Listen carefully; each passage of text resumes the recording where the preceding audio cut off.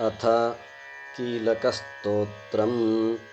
अस्य श्रीदेवी कीलकस्तोत्रमहामन्त्रस्य विशुद्धज्ञानऋषिः अनुष्टुप्छन्दः। श्रीमहालक्ष्मीर्देवता। क्लां बीजं, क्लीं शक्तिः, क्लूं कीलकं। श्रीमहालक्ष्मीप्रसादसिद्ध्यर्थे जपे विनियोगः। ध्यानं शोणप्रभं सोमकलावतंसं पाणिस्फुरत्पञ्चशरेक्षुचापं प्राणप्रियं नौमि पिनाकपाणेः कोणत्रयस्थं कुलदैवतं मे। ॐ नमश्चण्डिकायै। ॐ मार्कण्डेय उवाच। ॐ विशुद्धज्ञानदेहाय त्रिवेदी दिव्यचक्षुषे श्रेयः प्राप्तिनिमित्ताय नमः सोमार्धधारिणे। सर्वमेतद्विनायस्तु मन्त्राणामपि कीलकं सोऽपि क्षेममवाप्नोति सततं जाप्य तत्परः। सिद्ध्यन्त्युच्चाटनादीनि कार्याणि सकलान्यपि अनेन स्तुवतो देवीं स्तोत्रमन्त्रेण नित्यशः। न मन्त्रो नौषधं तस्य न किञ्चिदपि विद्यते विना जाप्येन सिद्ध्येत सर्वमुच्चाटनादिकं। समग्राण्यपि सिद्ध्यन्ति लोकशङ्कामिमां हरः।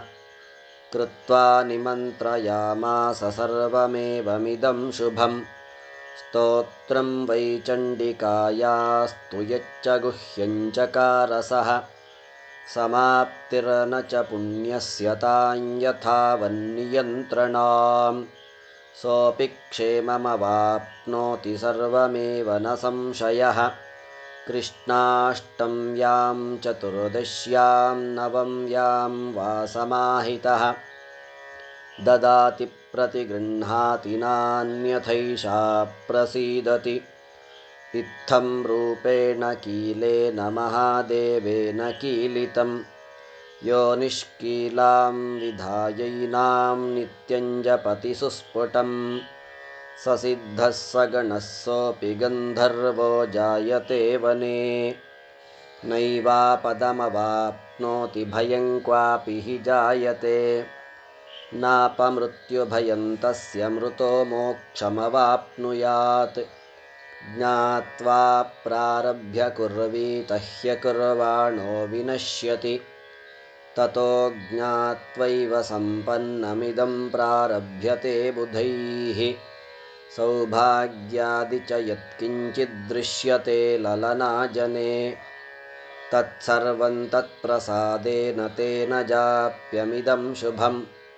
शनैस्तु जप्यमानेऽस्मिन् स्तोत्रे सम्पत्तिरुच्यते।